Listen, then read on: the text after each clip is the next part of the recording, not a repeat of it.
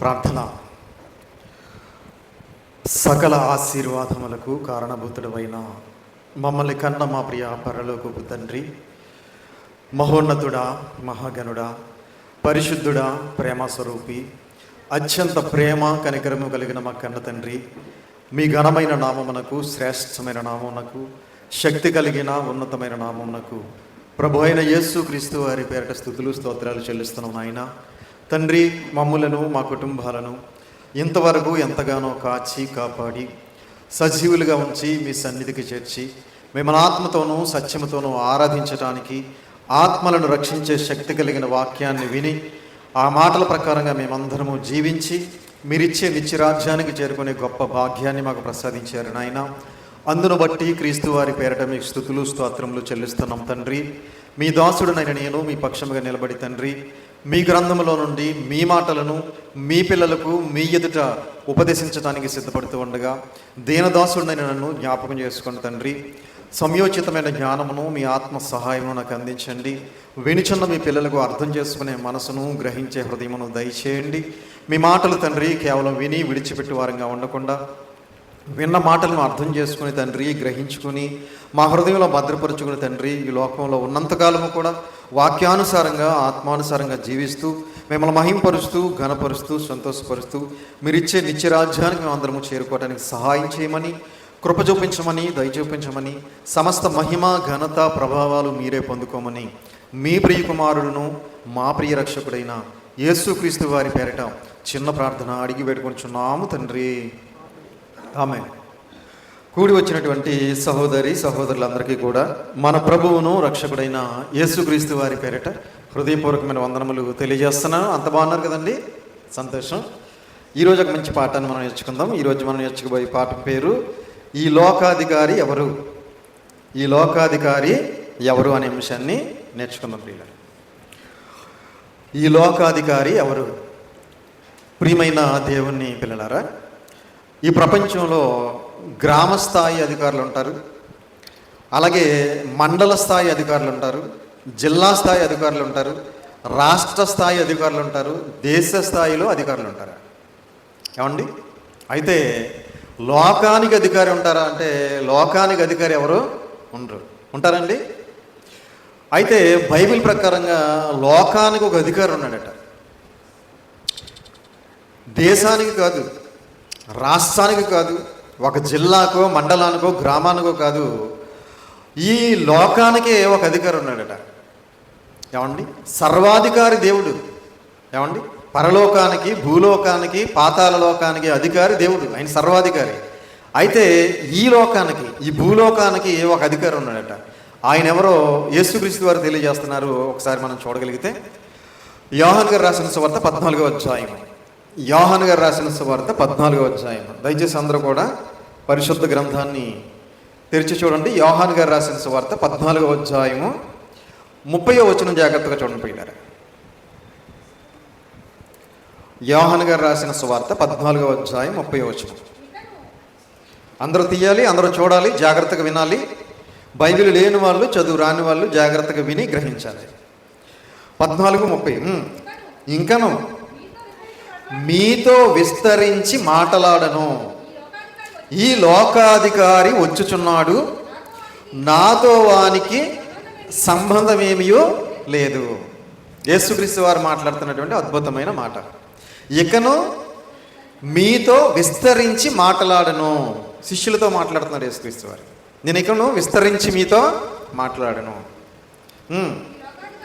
ఈ లోకాధికారి వచ్చుచున్నాడు. ఎవరు వస్తున్నారట?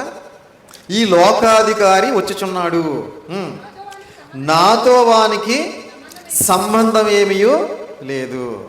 యేసుక్రీస్తు వారే స్వయంగా చెబుతున్నటువంటి అద్భుతమైన మాట. ఈ లోకానికి ఒక అధికారి ఉన్నాడా? ఉన్నాడు. ఏమండి? ఈ లోకానికి ఒక అధికారి ఉన్నాడనే సంగతి ఈ లోకానికి తెలుసా? తెలీదు. ఏమండి? సర్వాధికారి దేవుడు అనుకుంటున్నాం అంతే. ఏమండి? ఈ లోకానికి అంటే ఈ భూలోకానికి ఒక అధికారి ఉన్నాడు. వాడు ఎవడు అంటే సాతాను. ఏమండి? అపవాది అంటాం కదా, వాడే ఈ లోకానికి అధికారి. అందుకే యేసుక్రీస్తు వారిని బంధించడానికి వచ్చిన వారితో యేసుక్రీస్తు వారు పలుకుతున్న మరొక అద్భుతమైన మాట మనం చూడగలిగితే, యేసుక్రీస్తు వారిని బంధించడానికి కొంతమంది వచ్చారు. వారితో యేసుక్రీస్తు వారు ఏమంటున్నారు చూడండి. లూకా గారు రాసిన సువార్త 22వ అధ్యాయం. లూకా గారు రాసిన సువార్త 22వ అధ్యాయము. లూకా గారు రాసిన సువార్త 22వ అధ్యాయము 52, 53 వచనాలు.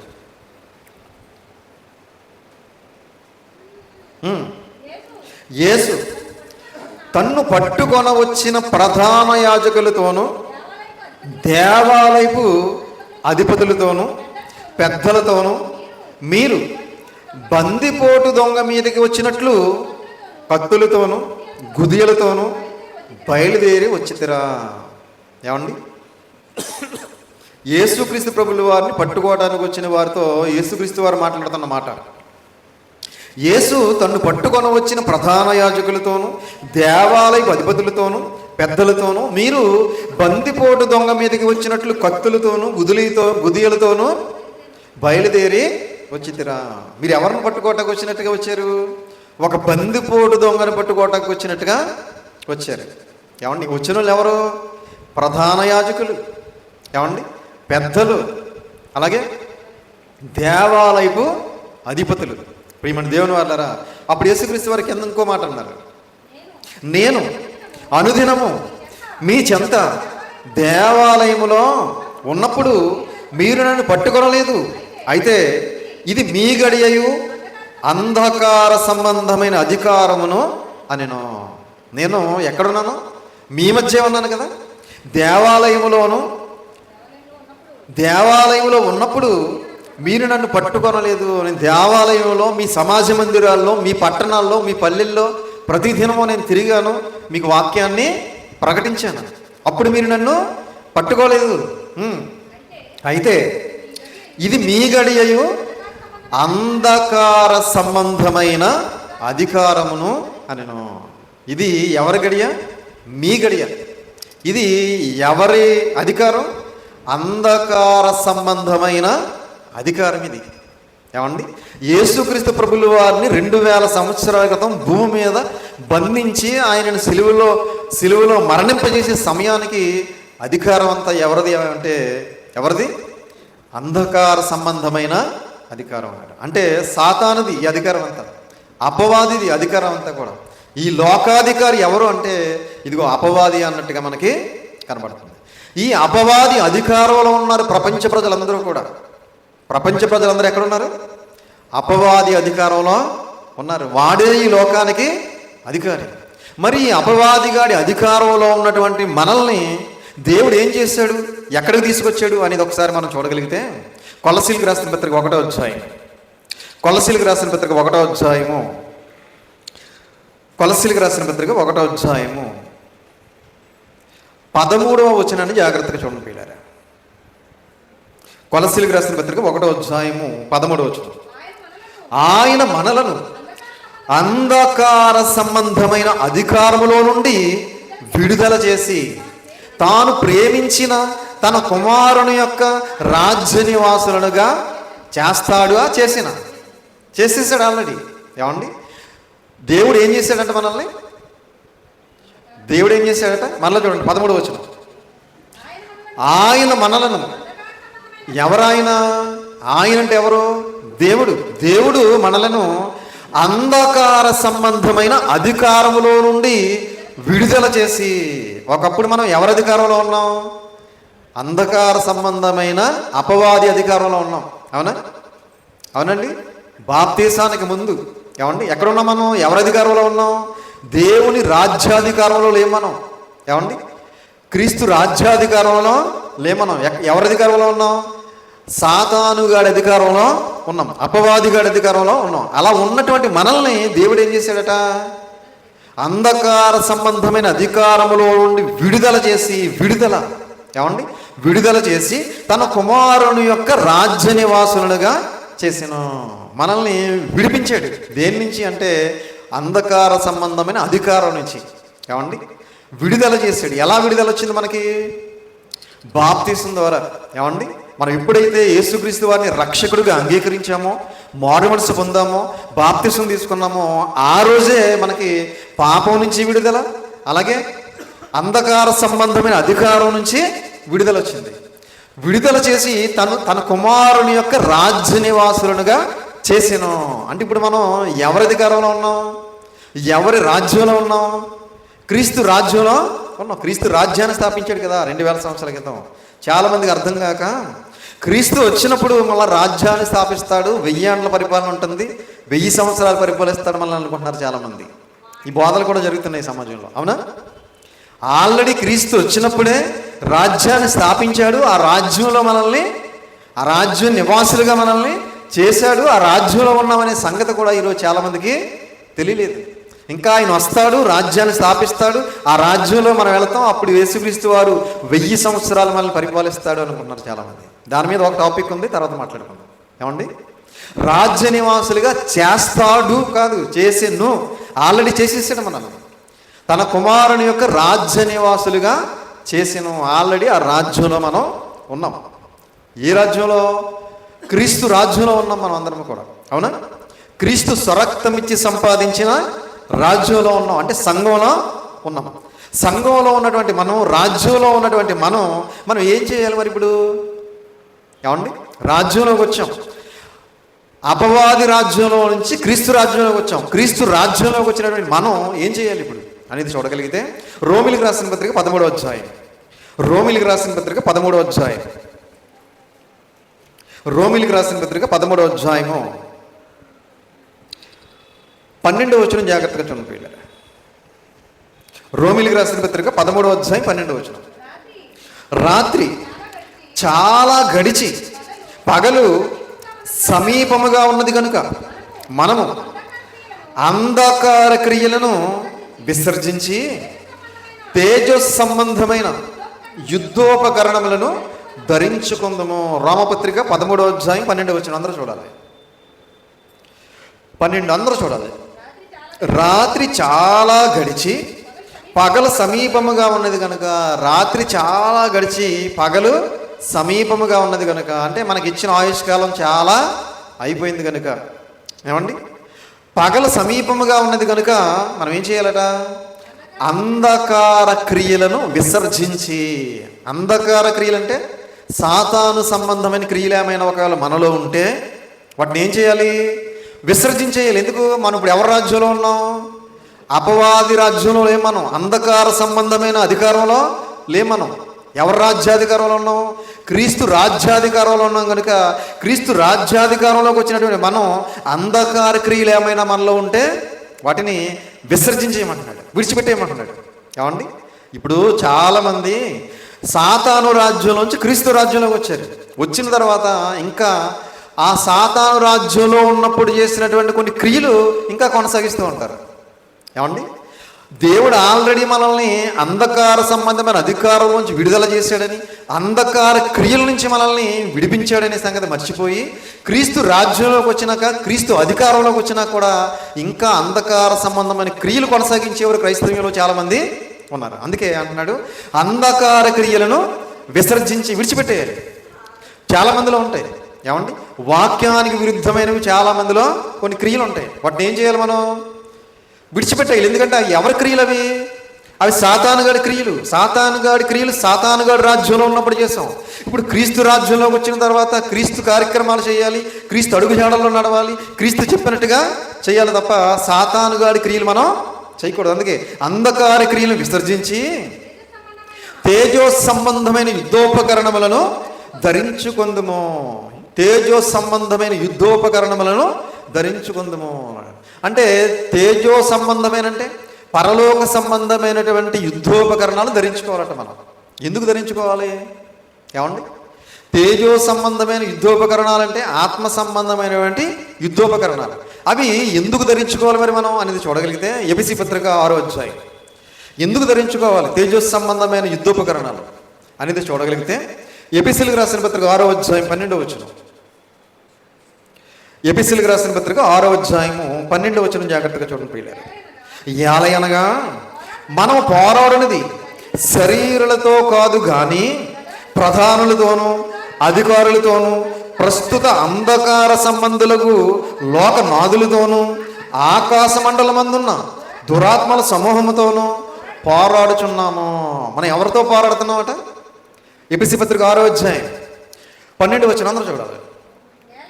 ఏలయనగా మనము పోరాడినది శరీరులతో కాదు కానీ ప్రధానులతోనూ అధికారులతోనూ ప్రస్తుత అంధకార సంబంధులకు నాదులతోనూ.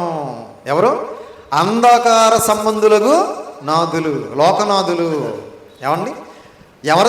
ఎవరంటే వీళ్ళు? అంధకార సంబంధులకు లోకనాథులతోనూ మనం పోరాడుతున్నాం. ఏమండి? ఆకాశ మండలం అందున్న దురాత్మలతోనూ దురాత్మల సమూహములతోనూ పోరాడుచున్నాము. కాబట్టి మన పోరాటం ఈ లోకనాథులతో కాదు, శరీరాలతో కాదు. ఏమండి? ఎవరితో పోరాడుతున్నాం అంటే అంధకార సంబంధమైన లోకనాథులతో పోరాడుతున్నాం. ఆకాశ మండలం అందున్న దురాత్మల సమూహాలతో పోరాడుతున్నాం. కనుక మనమందరం ఏం ధరించుకోవాలి? ఏమండి? తేజో సంబంధమైన యుద్ధోపకరణములు ధరించుకోవాలి. మరి ఎవరిస్తారు అవి? ఎక్కడ దొరుకుతాయి? ఎక్కడ అమ్ముతారు? ఎక్కడ అమ్మరు? అవి ఎక్కడ దొరకవు. అవి దేవుడి దగ్గర ఉన్నాయి, దేవుడు ఇస్తాడు. మీరు కిందకు చదివితే అర్థమవుతుంది. ఏమండి? రక్షణ అనే శిరస్త్రానం, విశ్వాసం అనే డాలు, సమాధాన సువార్త వలన సిద్ధ మనసు అనే జోడు, సత్యం అనే దట్టి, నీతి అనే మైమరువు, వాక్యం అనే ఆత్మకటకం. ఇవన్నీ తేజో సంబంధమైన యుద్ధోపకరణములు. ఇవన్నీ ధరించుకోవాలి. మనం ఎందుకు ధరించుకోవాలంటే మనం పోరాడేది ఎవరితో? శరీరులతో కాదు. 12 వచనం అందరూ చూడాలి. శరీరులతో కాదు. ఎవరితోటి? ప్రధానులతోనూ అధికారులతోనూ ప్రస్తుత అంధకార సంబంధులకు లోకనాథులతోనూ ఆకాశ మండలంలో మందులున్న దురాత్మల సమూహములతోనూ పోరాడుచున్నాము. కాబట్టి మనందరం కూడా తేజో సంబంధమైన యుద్ధోపకరణములు ధరించుకోవాలి. కాబట్టి ప్రియమైన దేవుని వాళ్ళారా, ఇవన్నీ ధరించుకుంటే మనం అపవాదిగాడిని, ఈ లోక అధికారిని ఎదిరించగలుగుతాం. అపవాదిగాడి వేసే అగ్నిబాణాలన్నీ ఆర్పగలుగుతాం. అపవాదిగాన్ని మన పాదాల కింద శీఘ్రంగా చితక తొక్కి క్రీస్తు కోసం విజయకేతనం ఎగరవేయడానికి నిలబడగలుగుతాం. లేకపోతే మనల్ని చితక తొక్కేస్తాడు వాడు. ఏమండి? అన్యజనులు ఎలాంటి మనసు కలిగి ఉన్నారో ఒకసారి చూద్దాం. ఏమండి? మనందరము అపవాది రాజ్యాధికారంలోంచి క్రీస్తు రాజ్యాధికారంలోకి వచ్చాం కదా. అపవాది అధికారంలో ఉన్న అన్యజనులు ఎలాంటి మనసు కలిగి ఉన్నారో చూడగలిగితే ఇదే ఎఫెసీయులకు రాసిన పత్రిక 5వ అధ్యాయం. ఇదే ఎఫెసీయులకు రాసిన పత్రిక 5వ అధ్యాయము 18వ వచనం చూడండి. 4వ అధ్యాయం, క్షమించాలి, 4:18. వారైతే అంధకారమైన మనస్సు గలవారే. వారైతే అంధకారమైన మనస్సు గలవారే. ఎవరి గురించో చెప్తున్నారు పౌలు గారు. అంధకారమైన మనస్సు కలిగి ఉన్నారట. అంటే సాతానుకు సంబంధించిన మనస్సు కలిగి ఉన్నారట. ఎవరు వాళ్ళు? పై వచనం చూడండి, 17వ వచనం. కాబట్టి అన్యజనులు నడుచుకున్నట్లు మీరిక మీద నడుచుకొనవలదని ప్రభువునందు సాక్ష్యం ఇచ్చుచున్నాను. అన్యజనులు నడుచుకున్నట్లు మీరిక మీద నడుచుకొనవలదని ప్రభువునందు సాక్ష్యం ఇచ్చుచున్నాను. అన్యజనులు నడుచుకున్నట్లుగా మనం నడుచుకోకూడదు. ఎందుకంటే మనందరం ఎవరి రాజ్యాధికారంలో ఉన్నాం? ఏమండి? క్రీస్తు రాజ్యాధికారంలో ఉన్నాం మనం అందరం కూడా. అవునా? అపవాది అంధకార సంబంధమైన అధికారంలో లేం మనం. కాబట్టి మనం ఎలా నడుచుకోకూడదు? అన్యజనులు నడుచుకున్నట్లు మీరిక మీద నడుచుకొనవలదని ప్రభువునందు సాక్ష్యం ఇచ్చుచున్నాను. వారైతే అంధకారమైన మనసు గలవారై. వారైతే అంటే ఎవరు? ఏమండి? క్రీస్తు రాజ్యాధికారంలో లేనటువంటి వారు, అపవాది అధికారంలో ఉన్నవారు. ఏమండి? అంధకార సంబంధమైన అధికారంలో ఉన్నవారు ఎలా ఉన్నారట? అంధకారమైన మనస్సు గలవారై తమ హృదయ కాఠిన్యము వలన తమలోనున్న అజ్ఞానము చేత దేవుని వలన కలుగు జీవములో నుండి వేరుపరచబడిన వారై తమ మనస్సునకు కలిగిన వ్యర్థతను అనుసరించి నడుచుకొనుచున్నారు. అంధకారమైన మనస్సు కలిగిన వారు, అంధకార సంబంధమైన అధికారంలో ఉన్నవారు ఎలా నడుచుకుంటారు చెప్తున్నాడు ఇక్కడ. అంధకారమైన మనస్సు గలవారి తమ హృదయ కాఠిన్యము వలన తమలో ఉన్న అజ్ఞానము చేత దేవుని వలన కలుగు జీవములో నుండి వేరుపరచబడిన వారై తమ మనస్సునకు కలిగిన వ్యర్థతను అనుసరించి నడుచుకుంటారు. తమ మనస్సునకు కలిగిన వ్యర్థతను అనుసరించి నడుచుకుంటారు. ఎందుకంటే వారంతా ఎవరి అధికారంలో ఉన్నారా అంటే అంధకార సంబంధమైన అధికారంలో ఉన్నారు. ఈ లోకాధికారి అధికారంలో ఉన్నారు కనుక తమ మనస్సునకు కలిగిన వ్యర్థతను అనుసరించి నడుచుకుంటారు. దేవుని వలన కలుగు జీవములో నుండి వేరుపరచబడ్డారు వీళ్ళందరూ కూడా. అందుకే వాళ్ళకి నచ్చినట్టుగా విచ్చలవిడిగా బ్రతుకుతారు. మనం అలా మనకు నచ్చినట్టుగా మనం విచ్చలవిడిగా బ్రతికే అవకాశం మనకి లేదు. మనం ఎలా మనం నడుచుకోవాలి అంటే దేవుడు చెప్పినట్టుగానే మనం నడుచుకోవాలి. దేవుడు ఏదైతే వద్దు అన్నాడో దాన్ని మానేయాలి. దేవుడు ఏది చేయమన్నాడో దాన్ని చెయ్యాలి. మనకు ఒక గ్రంథం ఉంది, మనకు కొన్ని కట్టడలు ఉన్నాయి, కొన్ని ఆజ్ఞలు ఉన్నాయి, కొన్ని విధులు ఉన్నాయి. వాటి ప్రకారంగా మన జీవనాన్ని కొనసాగించాలి. అంతే కదండి. ఎందుకంటే మనం క్రీస్తు రాజ్యాధికారంలో ఉన్నాం. అపవాది అధికారంలో ఉన్న వారిని దేవుని వైపు నడిపించడానికి పౌలు గారిని 2000 సంవత్సరాల క్రితం యేసుక్రీస్తు వారు పిలిచారట. ఒకసారి సందర్భాన్ని చూద్దాం. అపోస్తుల కార్యములు 26వ అధ్యాయం. అపోస్తుల కార్యములు 26వ అధ్యాయం. అంధకార సంబంధమైన అధికారంలో ఉన్న వారిని దేవుని వైపుకు తిప్పటానికి అపోస్తులుగా పిలువబడుతున్నటువంటి పౌలు గారిని ఎందుకు పిలిచాడో ఒకసారి మనం చూడగలిగితే, అపోస్తుల కార్యాలు 26వ అధ్యాయము 16వ వచనం నుంచి 18వ వచనం వరకు కలిసి ఉంటాయి. చూడండి, 26వ అధ్యాయం 16, 18 వచనాలు కలిసి ఉంటాయి. నీవు నన్ను చూచి ఉన్న సంగతిని గూర్చి, నేను నీకు కనబడబోవు సంగతిని గూర్చి, నిన్ను పరిచారకునిగాను సాక్షినిగాను నియమించుటకై కనబడి ఉన్నాను. యేసుక్రీస్తు వారు ఎందుకు కనబడ్డారంటే పౌలు గారికి మరలా, నీవు నన్ను చూచి ఉన్న సంగతిని గూర్చి, నేను నీకు కనబడబో సంగతిని గూర్చి, నిన్ను పరిచారకునిగాను సాక్షినిగాను నియమించుటకై కనబడి ఉన్నాను. నీవు లేచి నీ పాదములు మోపి నిలువుము. నేను ఈ ప్రజల వలనను అన్యజనుల వలనను హాని కలగకుండా నిన్ను కాపాడుదను. వారు చీకటిలో నుండి వెలుగులోనికి సాతాను అధికారము నుండి దేవుని వైపునకు తిరిగి నా యందలి విశ్వాసము చేత పాపక్షమాపణను పరిశుద్ధపరచబడిన వారిలో స్వాస్థ్యమును పొందినట్లు వారి కన్నులు తెరచుటకై నేను నిన్ను వారి యొద్దకు పంపెదనని చెప్పెను. పౌలు గారిని దేవుడు ఎందుకు పిలిచాడు అంటే, యేసుక్రీస్తు వారు ఎందుకు కనబడ్డారు అంటే ఇక్కడ చెప్తున్నాడు ఒక అద్భుతమైన మాట.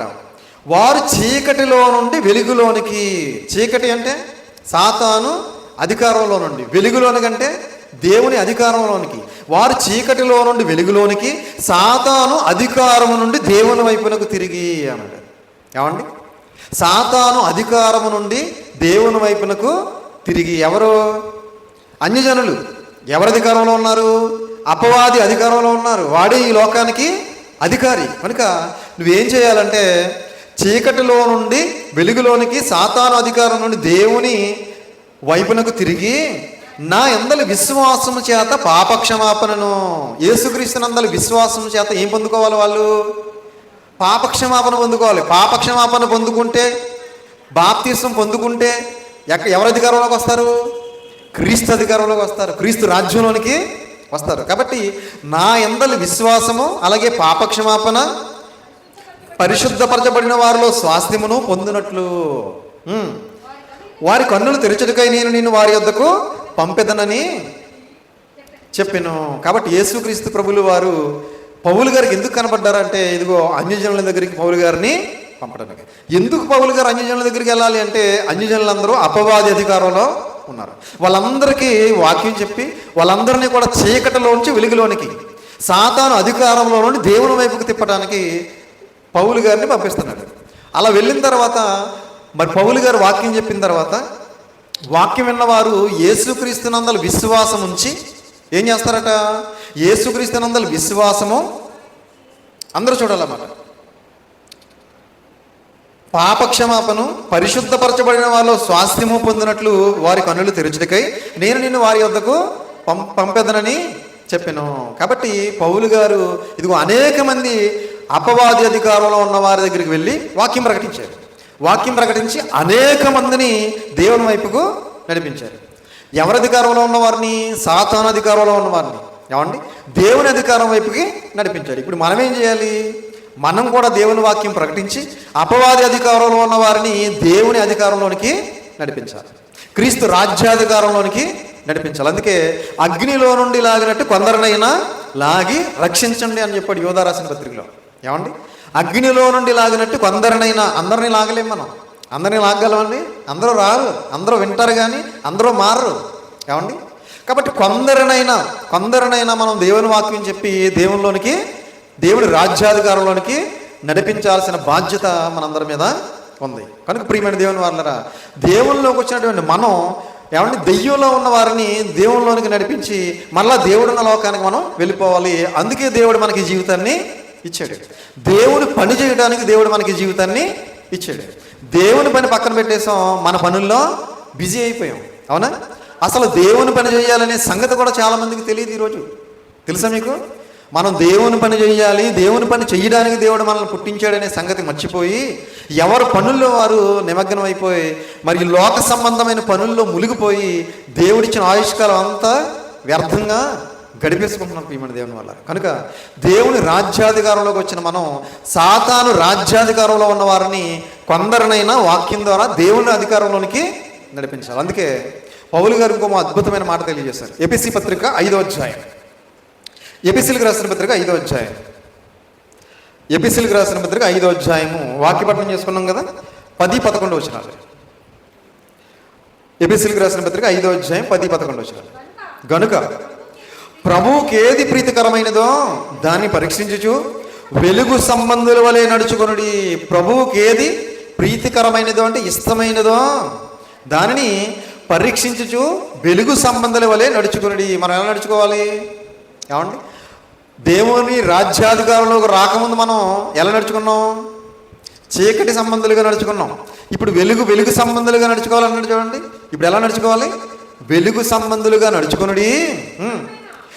నిష్ఫలమైన అంధకార క్రియలలో పాలివారై ఉండక వాటిని ఖండించుడి. నిష్ఫలమైన అంధకారమైన క్రియలలో పాలివారై ఉండక వాటిని ఖండించుడి. నిష్ఫలమైన అంటే అర్థం ఏంటి? వాటి వల్ల ఏ విధమైన ఫలము మనకి రాదు అని అర్థం.